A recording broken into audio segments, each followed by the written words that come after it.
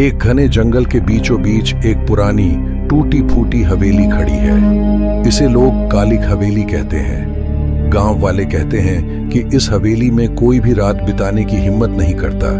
यहाँ से अजीब आवाजें आती हैं और जो लोग अंदर गए वे या तो कभी वापस नहीं लौटे या पागल होकर लौटे। लेकिन इस हवेली का राज अब तक कोई नहीं जान पाया।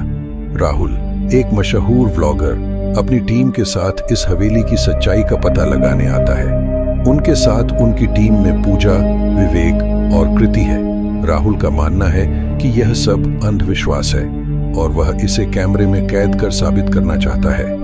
हवेली तक पहुंचने का रास्ता डरावना है।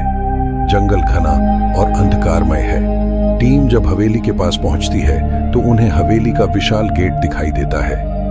हवेली के अंदर घुसते ही ठंडी हवा का झोंका उन्हें डराने लगता है। हवेली के अंदर का माहौल और भी डरावना है। दीवारें टूटी हुई हैं, छत पर जाले लगे हैं और फर्श पर धूल की मोटी परत है। जैसे ही राहुल अपनी कैमरा चालू करता है, एक अजीब सी आवाज गूंजती है।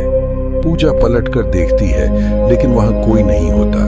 विवेक सीढ़ियों के पास खड़ा होता है और अचानक एक दरवाजा जोर से बंद हो जाता है। सब घबरा जाते हैं लेकिन राहुल इसे हवा का झोंका मानता है। कृति एक पुराने अलमारी के पास जाती है और वहां एक पुरानी जली हुई डायरी पाती है। डायरी के पन्नों पर अजीब शब्द लिखे होते हैं जो समझ में नहीं आते, लेकिन आखिरी पन्ने पर लिखा होता है, जो भी इस हवेली में रुकेगा उसकी आत्मा हमेशा यहीं कैद हो जाएगी। पूजा को एक दर्पण में अपनी परछाई दिखाई देती है, लेकिन उसकी परछाई अलग से हिलती है और डरावनी मुस्कान देती है।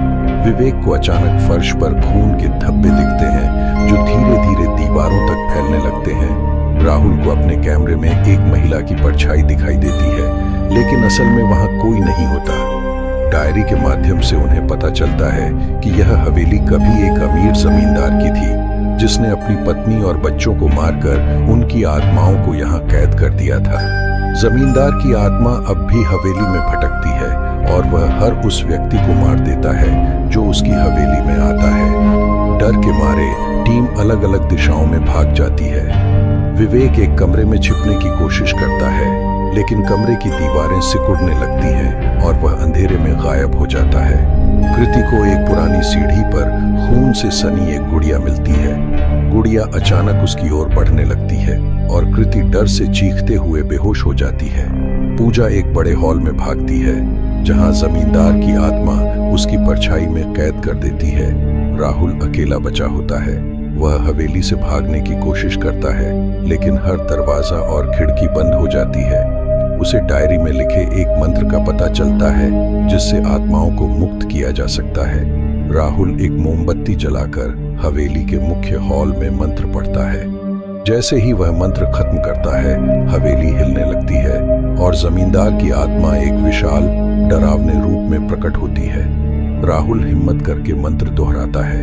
आत्मा जोर से चिल्लाती है और हवेली के हर कोने से अजीब आवाजें आने लगती हैं। अचानक आत्मा गायब हो जाती है और हवेली शांत हो जाती है। राहुल किसी तरह हवेली से बाहर निकलता है। वह गांव वालों को सब कुछ बताने की कोशिश करता है, लेकिन कोई उसकी बात पर विश्वास नहीं करता। कुछ दिन बाद राहुल का कैमरा पुलिस को जंगल में मिलता है।